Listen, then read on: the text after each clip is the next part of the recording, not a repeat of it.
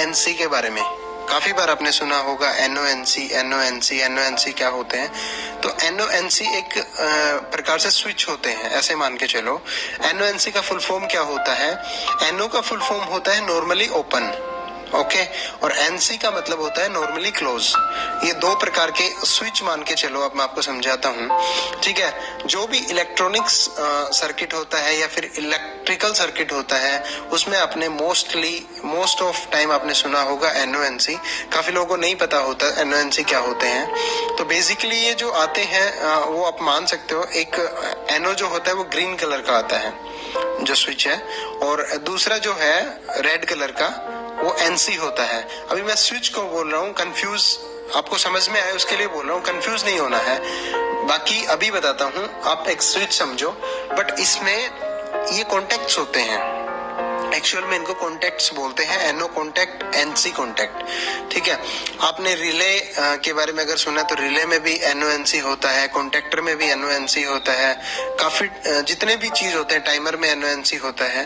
तो NONC का फंडा क्या होता है? देखिए, एक ग्रीन कलर का जो NO कॉन्टेक्ट होता है, इसमें क्या होता है, अगर आप एक इनपुट दे रहे हो, आउटपुट आप निकाल रहे हो, तो ये NO होता है, नॉर्मली ओपन होता है।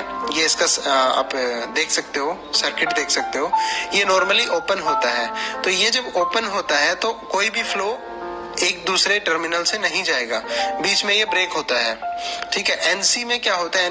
NC में इसका उल्टा होता है। NC में कोई भी चीज है वो क्लोज होती है, मतलब सर्किट आपका पूरा क्लोज रहता है। जो भी चीज आपकी फ्लो हो रही है वो NC के थ्रू फ्लो होती रहती है, ठीक है। अब इसका यूज अगर आप करते हो तो इसका क्या हमें कंक्लूजन निकल के आता है। मान लीजिए आपने NONC यूज किया, ठीक है, NO को आपने यूज किया कहीं पे, और उसके बाद अगर आप मतलब इस चीज को अगर आप किसी चीज से ऑपरेट कराते हो, तो जब जितनी देर आपका जो भी सप्लाई आ रहा है इसके थ्रू मतलब इसको मिल रहा है, तो ये अगर आप इसको पुश करोगे तो ये कॉन्टेक्ट पूरा हो जाता है, NO कॉन्टेक्ट पूरा हो जाता है, ठीक है।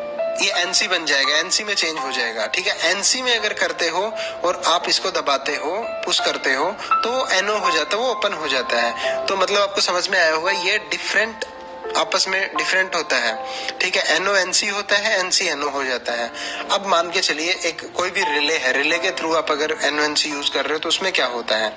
रिले में आप कोयल सप्लाई जब भी देते हो तो जो NO होते हैं वो NC बन जाते हैं, जो NC होते हैं वो NO बन जाते हैं।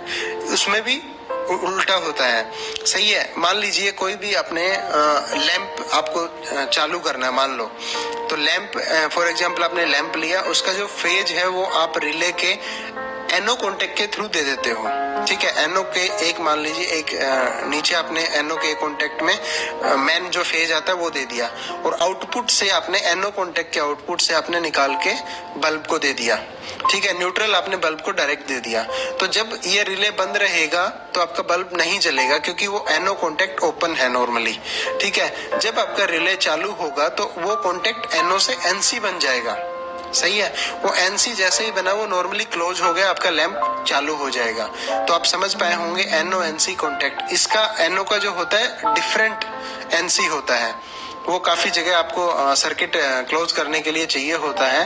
तो NONC एक कॉन्टेक्ट होते हैं जो फिजिकली मैंने आपको दिखाया, जैसे मैंने अभी आपको रिले के थ्रू बताया, ऐसे टाइमर में भी होता है, कॉन्टेक्टर में भी होता है।